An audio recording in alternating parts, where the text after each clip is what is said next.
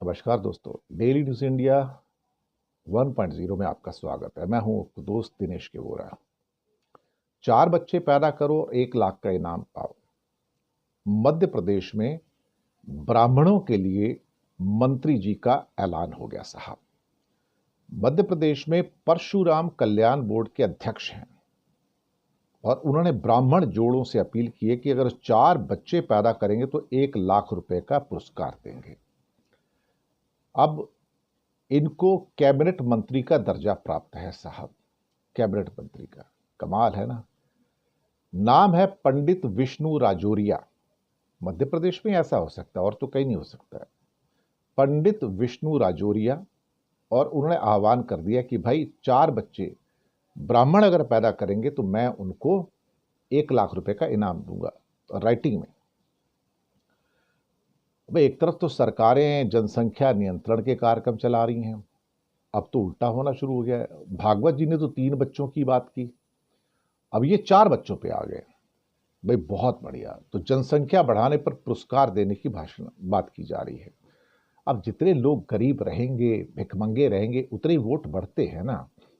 गरीब ज्यादा होंगे तो फिर 5 किलो अनाज भी ज्यादा को मिलेगा, तो वोट भी ज्यादा मिलेंगे। तो ये अच्छा फार्मूला है देखा जाए तो।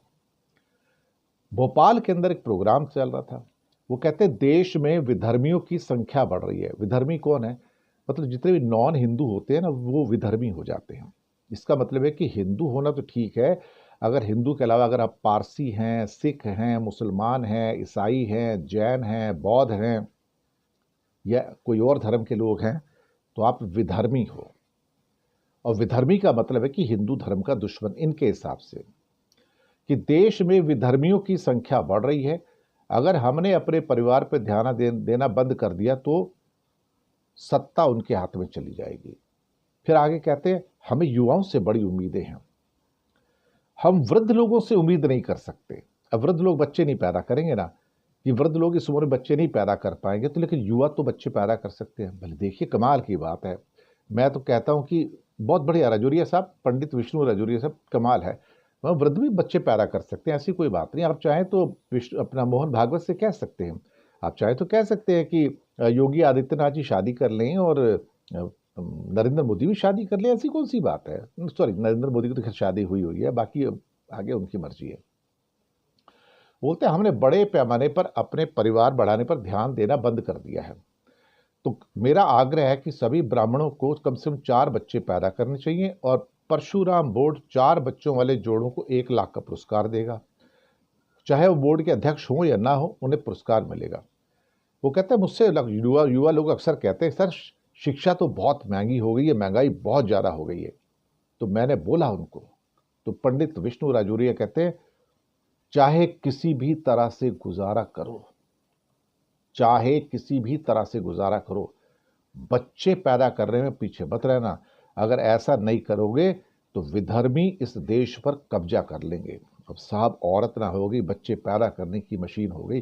विष्णु राजौरिया जी एक काम और कर लेते, हो सकता है कि एक औरत इस समय 2 ही बच्चे पैदा करे, उससे आगे ना करना चाहे तो फिर 2 शादी की भी आप कुछ इजाज़त दे देते या 3 शादी की इजाज़त दे देते।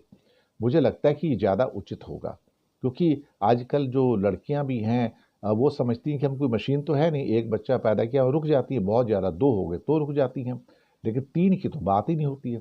तो एक काम कीजिए आप, अगर आपको 4 बच्चे चाहिए तो कम से कम 2 से 3 शादी की परमिशन आप दे दीजिए, शुरुआत आप करवा दीजिए। अगर ये लॉ बना देंगे, कानून बना देंगे, तो कम से कम इलीगैलिटी नहीं रहेगी। अच्छी बात है। मैं समझता हूं कि आप बहुत अच्छा काम कर रहे हैं। पंडित विष्णु राजौरिया जी, मध्य प्रदेश के कैबिनेट मिनिस्टर रैंक। तो मैं क्या कहूँ इसके बारे में, मुझे कहने लायक बचा ही क्या है। बाकी आप फैसला कर लीजिए। क्या कहते हैं ना यहाँ पे, जय हो हिंदुस्तान की।